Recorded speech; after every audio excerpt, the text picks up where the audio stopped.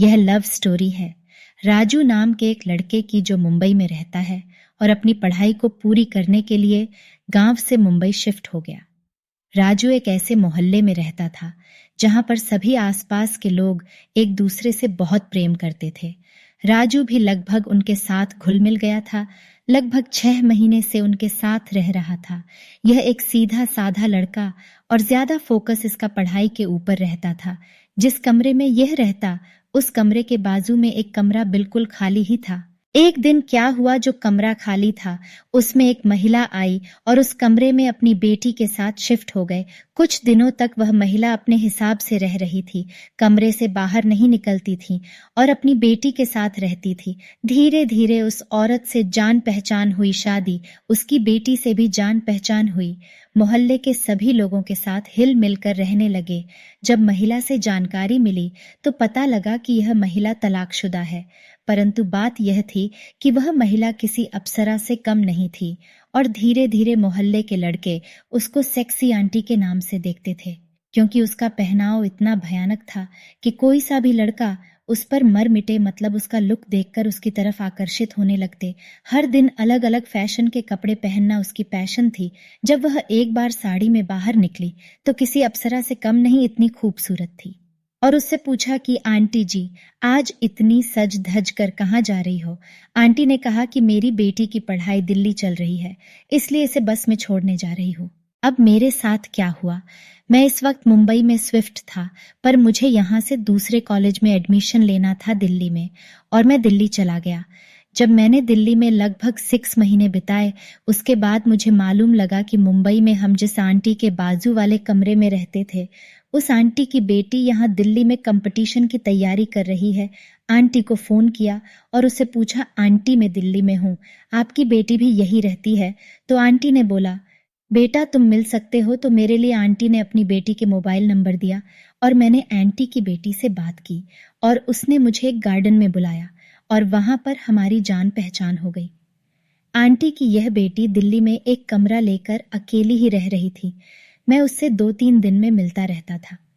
दरअसल 1 दिन की बात है, आंटी की बेटी ने मुझे अपने रूम पर बुलाया और कहा कि मैं यहाँ पर अकेली रहती है, अकेले अकेले बोर हो जाती हूँ, हम इस जगह पर साथ भी रह सकते हैं। मैंने कहा, ऐसा नहीं हो सकता, क्योंकि हम एक साथ नहीं रह सकते। अगर आपकी मम्मी कह दे तो हम रह सकते हैं।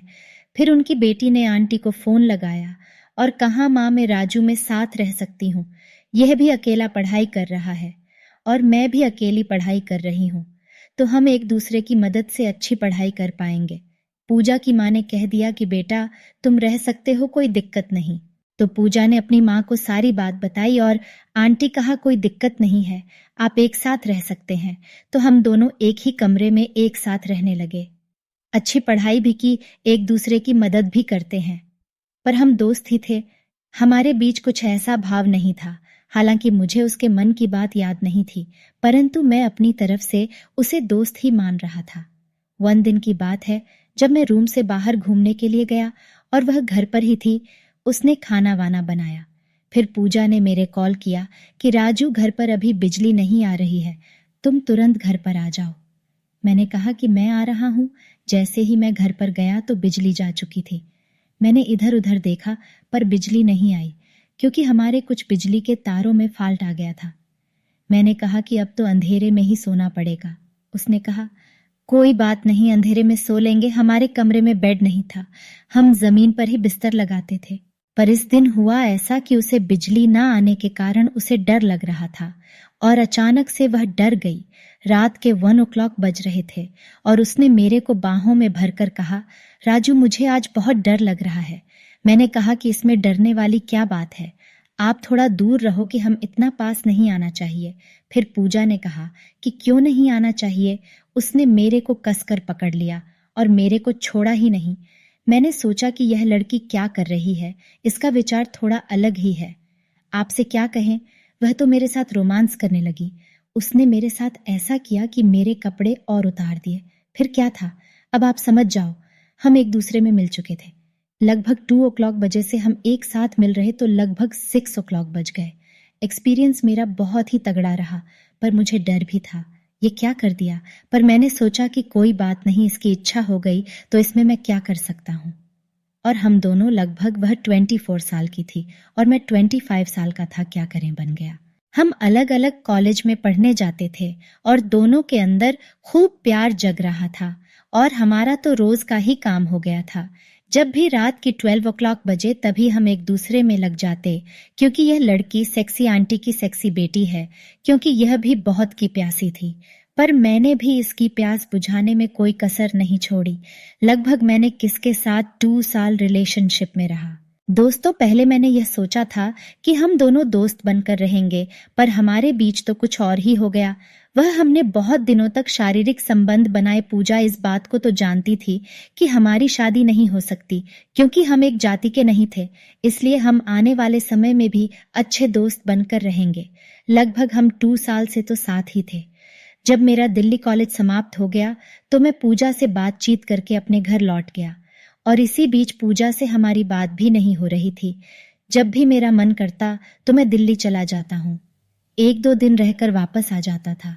अचानक से मुझे मुंबई काम मिला एक कंपनी में और मैं वापस से मुंबई चला गया। वहां पर मैंने रहने का सिस्टम बनाया कि यहाँ कहाँ पर रहे, पर मैं कुछ साल पहले यहाँ पर पढ़ाई कर रहा था। मुंबई में तो मैंने उस मकान मालिक को कॉल किया तो उसने कॉल उठाया और बोला कि हाँ भाई, आप राजू हो ना, आप आ सकते हो।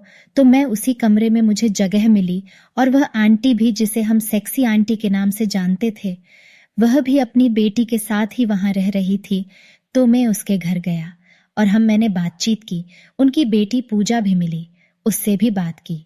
आंटी ने बोला, दिल्ली में पढ़ाई कैसी रही? मैंने कहा, आंटी बहुत अच्छी रही।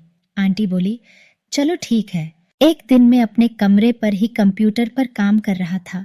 मुझे अचानक से ऑफिस का कॉल आया और कहा, राजू तुम आज जल्दी आना। तो मैं सुबह 4 o'clock बजे उठ गया और बाजू वाले कमरे में सेक्सी आंटी रहती थी।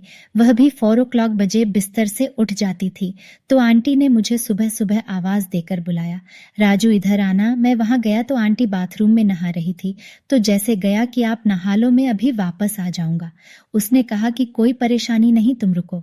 आंटी ने कहा, अरे मैं मेरा टिवाल बाहर ही भूल गई, जरा तुम दे दोगे? मैंने कहा, आपकी बेटी होगी ना, वह दे देगी। आंटी ने कहा कि वह 2-3 दिन से अपने ननिहाल गई हैं। मैंने कहा, चलो ठीक है, मैं लाता। तो भाई साहब, जैसे ही मैं गया तो वहां पर सेक्सी आंटी, वाकई में सेक्सी आंटी ही है। उन्होंने सभी कपड़े उतार रखे थे और बिना संकोच के ही गेट खोलकर दीवार ले लिया। और यह नजारा मैंने अपनी आंखों से सुबह सुबह देखा और मेरा दिमाग खराब हो गया। यह क्या है? आंटी कपड़े तो पहन लो, क्या हुआ? अच्छी नहीं लग रही हूं क्या? मैंने कहा, आप बहुत अच्छी लग रही हो। आंटी ने कहा, तो फिर क्या है? मेरे कंप्यूटर में कुछ प्रॉब्लम है, उसे ठीक कर देना।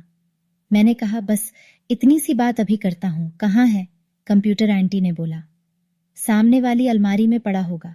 जैसे ही मैंने उनके लैपटॉप को ओपन किया तो उसमें ज्यादा कुछ प्रॉब्लम नहीं थी, पर मैंने कुछ ही मिनटों में उसे ठीक कर दिया, क्योंकि कुछ फंक्शन छड़ गए थे।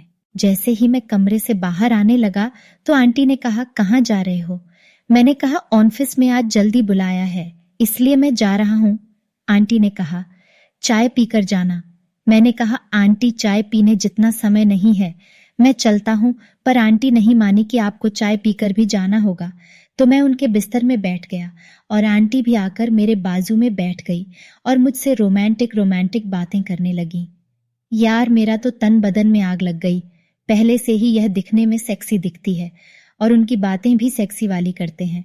तो मैंने कहा कि आंटी मैं जा रहा हूँ, मुझे काम है। पर आंटी मानने वाली नहीं थी। आंटी ने मुझसे पूछा कि जब तुम दिल्ली में रहते थे तो कुछ दिन आप मेरी बेटी के साथ भी रहे थे। मैंने कहा, जी हाँ रहा था। तो आपको कोई प्रॉब्लम तो नहीं हुई? मैंने कहा, बिल्कुल भी नहीं। क्या आपने मेरी बेटी के साथ कोई दूर व्यवहार तो नहीं किया ना? मैंने कहा कि बिल्कुल भी नहीं। फिर उन्होंने मुझसे पूछा कि आपने मेरी बेटी के साथ शारीरिक संबंध तो नहीं बनाया ना? दोस्तों, थोड़ा घबरा सा गया और मैंने कुछ नहीं कहा। सेक्सी आंटी ने मेरा कान पकड़कर कहा, अरे बुद्धू, इसमें डरने वाली क्या बात है? अगर शारीरिक संबंध बना भी लिया तो क्या हुआ? अभी तुम जवान हो, छोटी मोटी गलतियां तो होती रहती हैं। उम्र तो रोमांस शारीरिक संबंध बनाने की ही तो है। फिर मैंने कहा कि आंटी माफ करना, थोड़ी थोड़ी गलती हुई है। तो मैंने उनसे कहा कि हाँ आंटी, मैंने शारीरिक संबंध बनाया था। आंटी मुझसे मेरे दिल को लुभाने वाली बातें कर रही थीं, रोमांस करने वाली बातें कर रही थीं। इससे मेरे तन बदन में आग भी लगने लगी, क्योंकि आपको पता ही होगा कि अगर आपके पास को रोमांस वाली बातें करो तो क्या होगा, और अगर अचानक से कोई लड़की आपकी जांघ पर हाथ रख दे तो क्या होगा। ऐसा ही आंटी ने किया और मेरे तो होश उड़ गए। और आंटी बोली, मैं कैसी लगती हूँ भाई साहब। मैंने घबराकर बोला कि आप बहुत अच्छी दिखती हो। और आंटी ने मुझसे कहा, आज ऑफिस मत जाओ, आज मैं घर पर अकेली हूँ, लगभग 4-5 दिनों तक अकेली रहूंगी। फिर तो मेरी बेटी आ जाएगी। आज हम मस्ती करते हैं और दिन भर खूब मस्ती करेंगे। उनकी बातों में आकर मैं मान गया, चलो ठीक है। दोस्तों, यह मेरा आंटी के साथ शारीरिक संबंध बन गया और हमने बहुत ही जबरदस्त मस्ती, जिससे आंटी को भी सुकून मिला और मेरा तन बदन को भी सुकून मिला।